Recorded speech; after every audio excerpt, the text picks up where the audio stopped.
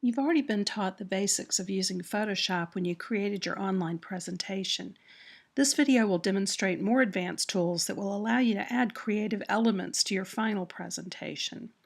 In this video, we're going to work with Photoshop and learn how to do silhouettes. We're going to work with layers.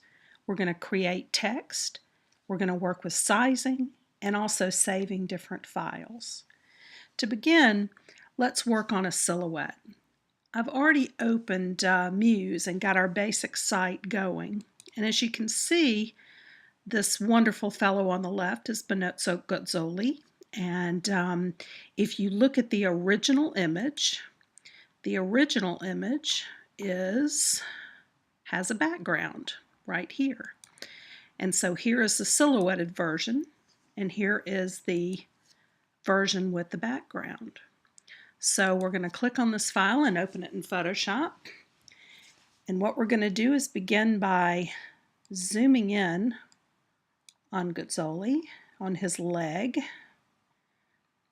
And you can see how I've got the tool right here, which is the magnifying glass tool. And you can also use your Command minus and Command plus on your keyboard to blow things up and make them smaller. I'm going to use the lasso tool. And I like the lasso tool because it allows a lot of flexibility, being able to select different things. If you'll notice here on the right, you have your background, and you can see that this image is the background layer and it's locked. So what we want to do is click on it once to unlock it, and then it becomes a layer that is not locked to the background. And if you see, if we turn that layer off, you can see how we have no background at all behind this image. So what we want to do is select the lasso tool and then just begin silhouetting. And if you'll notice, I'm just going to go down his leg, clicking all the way down. And you really want to grab kind of inside the pixels that you want to choose, eliminating as much of the background as possible. And follow his leg right on up.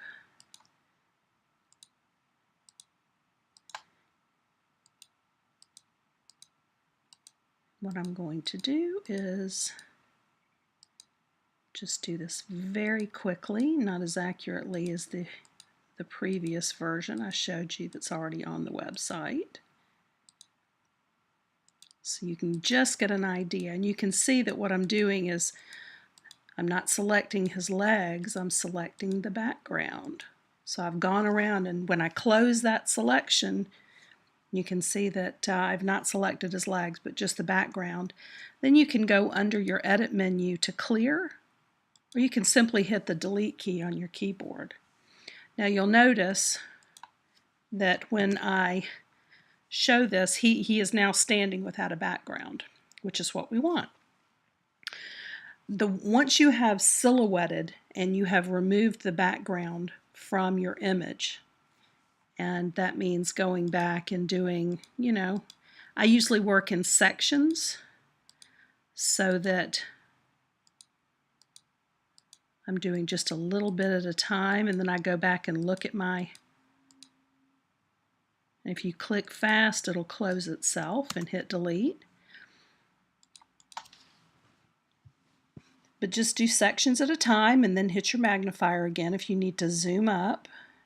And as you draw across, you can see how it zooms up. And you can see all the individual pixels.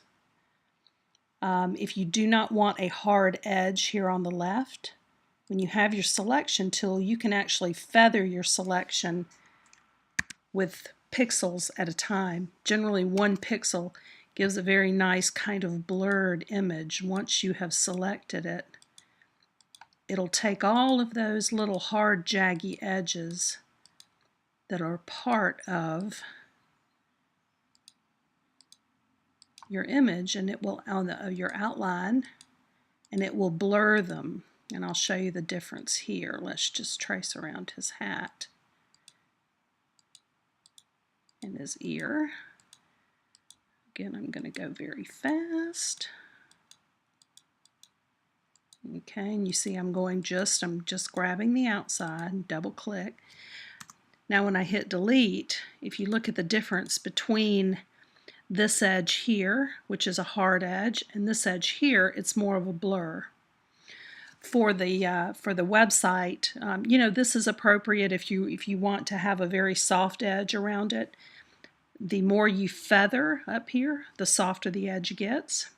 But for all intents and purposes, I really want a hard edge around this image, so I'm going to choose this, and let me just finish silhouetting really quickly. Again, I'm just going to go pretty fast so I can have this done. There we go. Click off, and then Command 0 will put the whole thing in the window. You can really see the difference here when you feathered an edge versus a nice crisp edge. Crisp edge on this doesn't look nearly as crisp as it should on the background. So that's a nice little trick to be able to feather or not feather. For this instance, I don't want to feather. I do want to remove that brown edge next to him, so I'm going to use the crop tool, and I'm just going to pull over and eliminate that edge of the frame there. Double click, and that will crop the image right there. Now what I want to do to save this so that there's no background, a PNG, if you'll notice a PNG file, PNG file right here, will make sure that you don't have a background. So you choose Save for Web, and Photoshop will optimize it for the web. Now if you see, if I choose JPEG, there's a white background. And what I want to do is make sure that there is no background, so I pull down to PNG 24, keep my transparency, and choose Save. And I'm just going to put this in temporary images here, and I'm going to say temp. So that's your temporary image. Now when you go to Muse and you say File, Place, let's go up to the top and see, here's our temp file, PNG, open, and place. Now if you'll notice, if I change the background of that page from white to magenta, you can see how there's no background behind this guy. And that's exactly what I wanted. Okay, so that is teaching you how to silhouette. I'm just going to change that back and save my file. Okay, next let's work with layers. If you'll notice in your browser, you see up here in all of the tabs how they have little icons. These are called favicons. And if you'll notice, they each have their custom little design. YouTube has an arrow, Google has a G, Wikipedia has a W. So really what we want to do is let's create a favicon for our Gutzoli presentation. Favicons are very, very small files, generally 16 pixels by 16 pixels. Muse will allow you to upload a file that is, say, 128 pixels, and it will reduce the size for you. So to create the new file, let's do, and I'll show you how to work in layers. Let's do, let's do 128 by 128. And choose OK.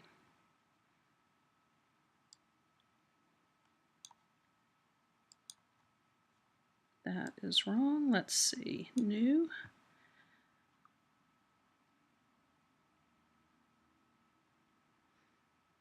Width is 128 by 128. That's right. Click OK. All right, there we go.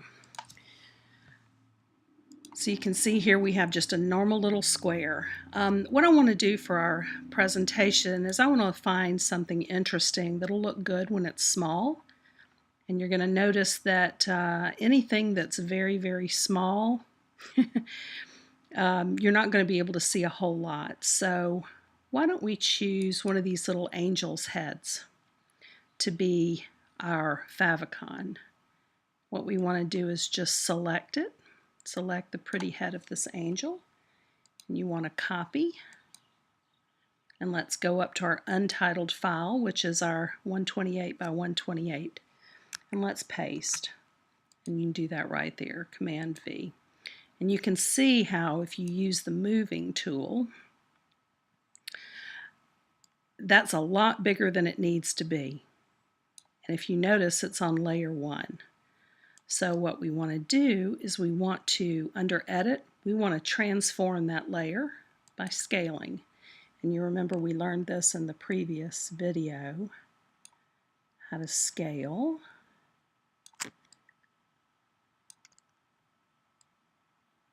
It's a very pretty little image that will make a good favicon.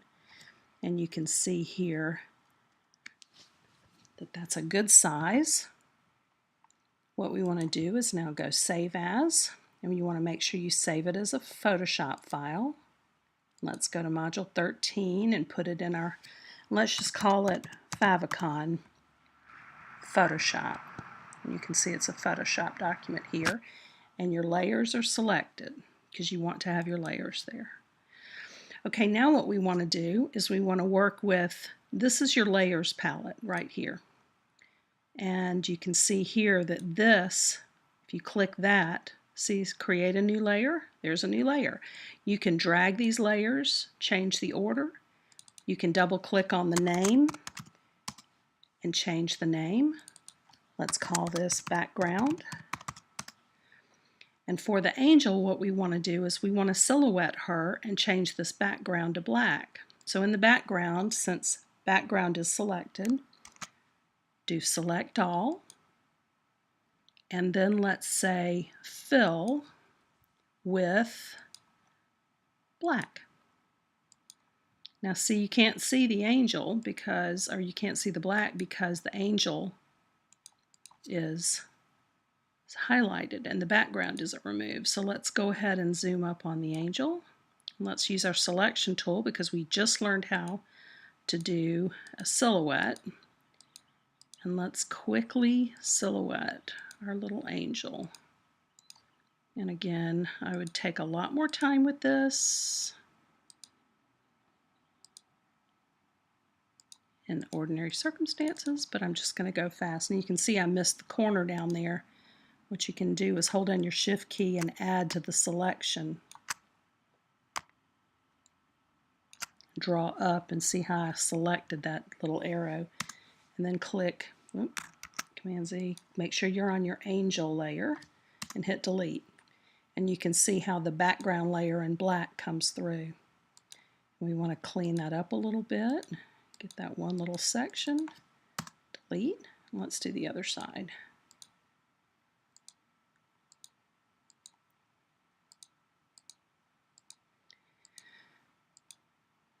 And select the background.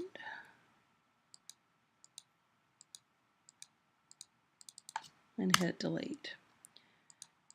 And save your file. Now see, that has created a layer file. Now there are more complex Photoshop files that have lots and lots of layers, and I'm going to show you one of these. But first I'm going to show you how to save this and then import it as a favicon. Favicons can only be a certain kind of file format. If you were working in Dreamweaver or another program which was code, you would have to use, you would have to save it as a different file. But for our purposes, since we're working in Photoshop, see how beautiful it is? Let's save it as a JPEG, and it's 128 by 128 pixels, exactly where we want it to be. And let's save it as favicon into our presentation images folder. Nope, I already have one down there. Save it as favicon 2 and click save. And now save your Photoshop file. So let's go into Muse, and the way to get to your favicon is to be on your central page here in Muse. Go to File, go to Upload, go to Site Properties, and if you look I already have a favicon of Gotzoli's head, but I'm going to change it. I'm going to throw it away, and I'm going to add my pretty little angel by clicking on that, and then it's going to ask me to go find it. Here's favicon 2, which is the little angel, and you see how it's right there neatly in that little spot, and click OK. And if you notice, when we publish this, it'll take us to the browser.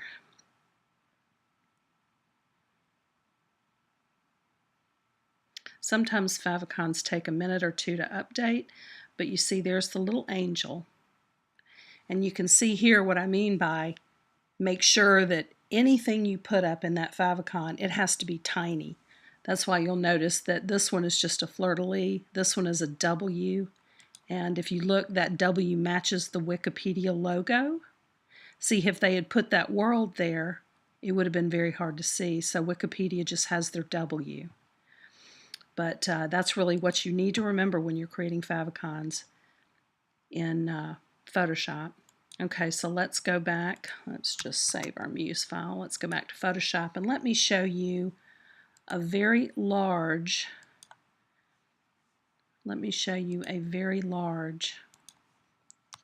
layered file in Photoshop. And I'm going to go to one of the Cloud9 customers. We are always doing, hold on, website, Bright Futures Farms, new site, looking for their images folder.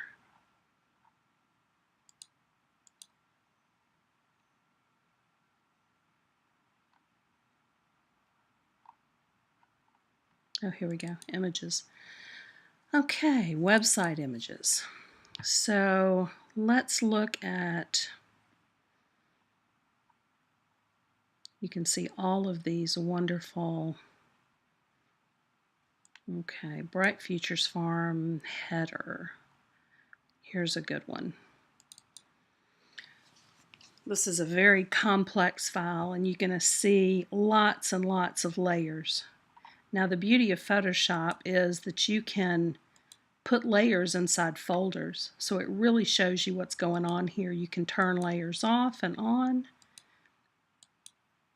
You can see how this one is the paper at the bottom. You can name your folders so you know exactly what you're looking at. And if you look, you have different sections of paper in the background that are turned on and off to add a very long file.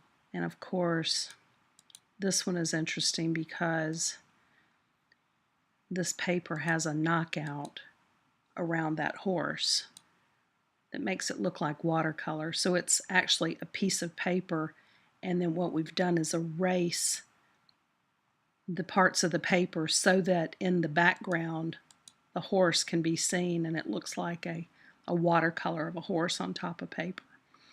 But it's very interesting how you can create.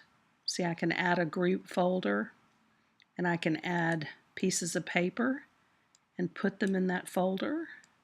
You can drag all of your layers around and move things. So that's a really nice feature in Photoshop. Okay, next I'm going to show you how to work with text. And here I've got a Photoshop file that I'm using for the cover of the video. And you can see that the text is part of this image. You see how it's just layer 0? Let's call it the Photoshop background. And what we want to do is maybe let's create, so we can really see what we're doing, a layer in front of it. And let's just name it color. And then let's create, and let's fill this with, say, a soft green. So you see there's that color right there. I've just created that soft green. And let's go under fill, and we can choose foreground color, which is the green, and click OK.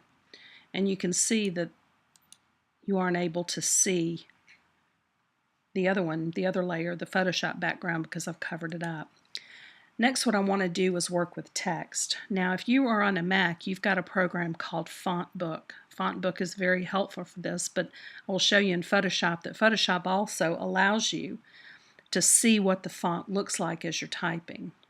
So under FontBook, pull FontBook up and you've got your computer and you've got all the fonts that are loaded in this computer. And under View, rather than, we can look at a sample of each font. See, this is Arial Black, and we can choose the size over here on the right.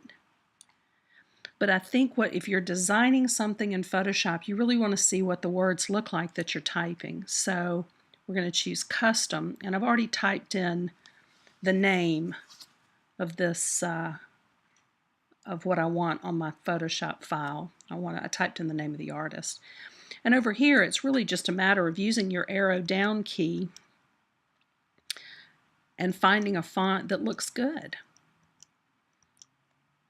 So you can see as I go through all the fonts. Now see, if some of the fonts are numbered fonts, they're not able to be used. But this one's a very interesting, Bangla. And I kind of like Bangla Bold. So why don't we just use that for the sake of what we're doing here. All right, go down to the Photoshop text tool, click on it, and when you click on the text, you're going to notice it makes a new layer here on the right, and it'll call it Layer 1. And you just want to start typing. So I'm putting the name of the artist there, and you notice that it's green because up here I have set the text color for green. So I want to select my text, and I want to come over to the font color, and I want to change the font color. So let's just make it black, and you can make it any color you want. You can come over here and make it that beautiful royal purpley blue. So to control the font here, once you click off of the text tool onto selection, you're going to notice here in the layers panel that your text mirrors exactly what has been typed. And even though you can go in there and change that, you really don't want to. What you want to do is leave it the way it is, because that way, if you have multiple layers with text, you'll be able to see exactly which text you need to work on. So to change that font, what we want to do, automatically the font menu will come up. And let's see, the font that we chose was Bangla. Let's go back to Photoshop, and here we just come on up to Bangla and we find it.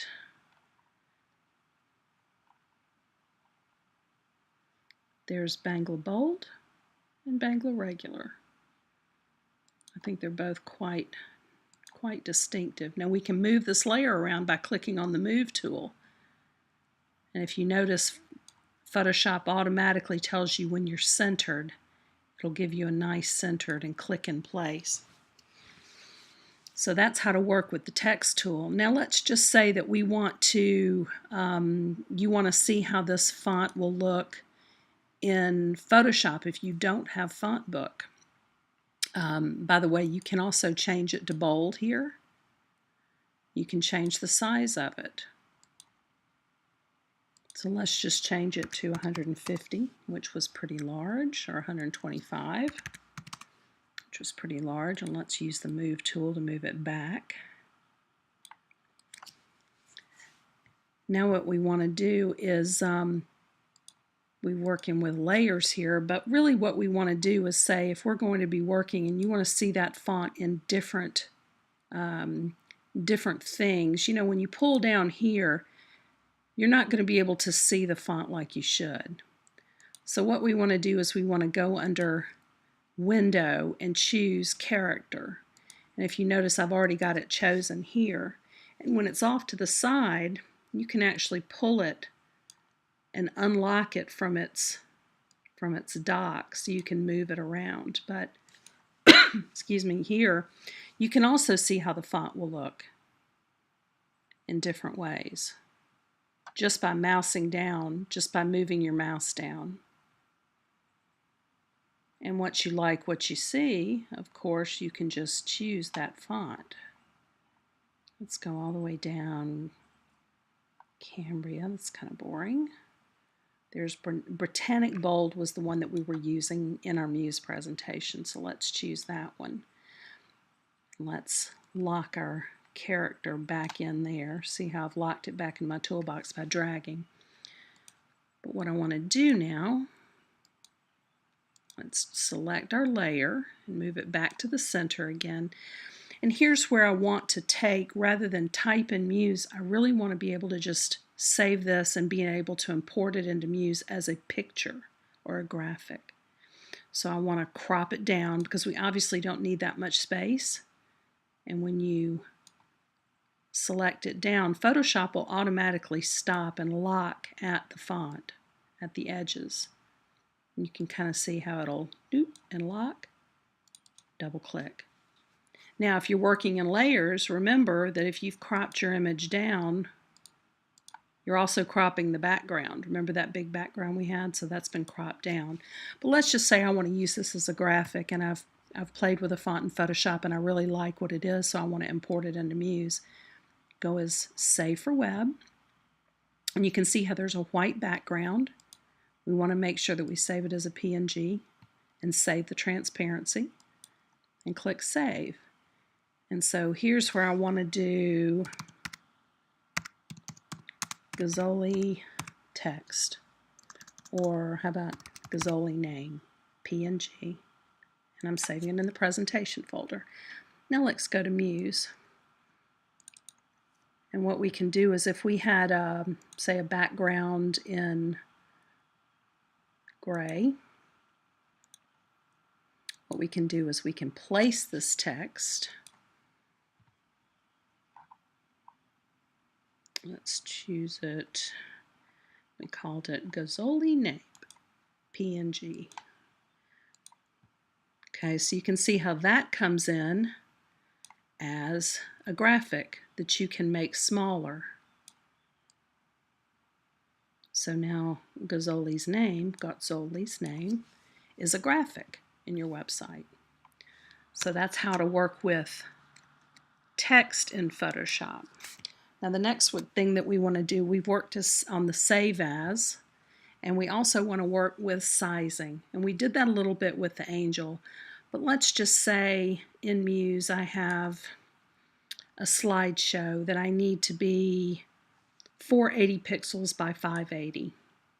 What I can do is I can open this image up, and if you look at this image, we go to the image and the image size. That right there is 1300 by 820 pixels. Okay, so let me show you the difference. If we are in Muse and we place that image, and let's do it this way so we can see exactly what image is what here. Let me find that image.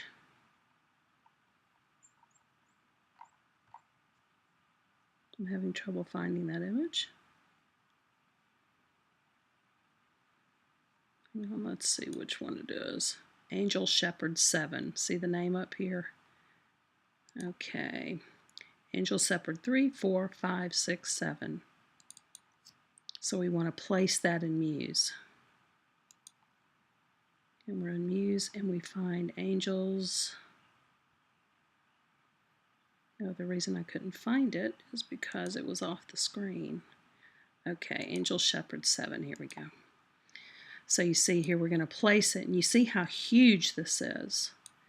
Well, let's pretend like we need, for one slideshow, we only want to show one little section of these birds in the pond, and we don't want to show the rest. So rather than place it, what we want to do is size it, and we just want to show a certain area.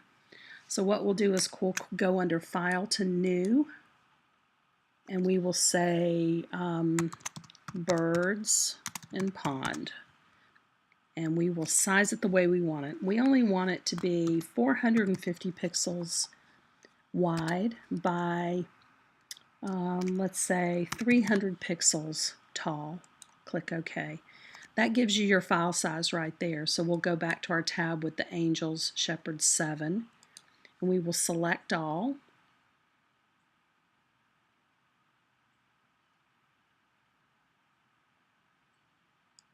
Do Command A for select all, and then you want to copy, and then let's paste it into Birds and Ponds. And you can see we've got a layer 1 already, but that's the background layer. So when you paste it and you choose your Move tool, you see how that document pastes in at its normal size, which is large. If you go to your Select tool and do Layer 1 Transparency, which is the actual layer of that file, you can see how large that file is. See the edges of it? So let's just decrease the size. That's Command minus for view, and we want to make the view smaller. So say that would be to zoom out. See here, Command minus. That makes it smaller, and that way we can see the border of our pond. And let's just drag it and show. I want to show more of the pond, so we'll go under File to Transform, and we'll do Scale. And that'll give you some handlebars. And just like with the angel, what we want to do is we want to kind of move this around, and we want to size it so we can see just the birds in this pond.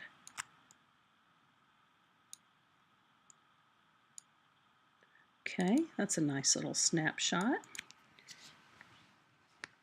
So all we can see really here now is just the pond and the birds. Now let's get a section that looks really good. Okay, that looks pretty good. And let's do Save As. Save for Web.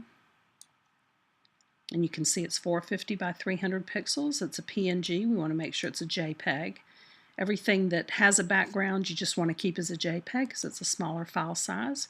And there's Birds and Pond JPEG, and let's put it in our presentation images. And then let's go back to Muse, and let's do Place. And here's Birds and Pond JPEG. Click Open. And now you can see it's perfectly sized. If we go to Transform, we see it's 450 wide by 300 tall, and it's just the image of the birds and the pond. So that's a quick tutorial on some of the things that you will be using in Photoshop. There are a lot more tools available. Again, I encourage you to go to adobetv.com and also YouTube, and just go through some of the tutorials of the special effects and some of the things that you can do in Photoshop, because there is a lot that you can do in Photoshop, and I've just showed you some basics.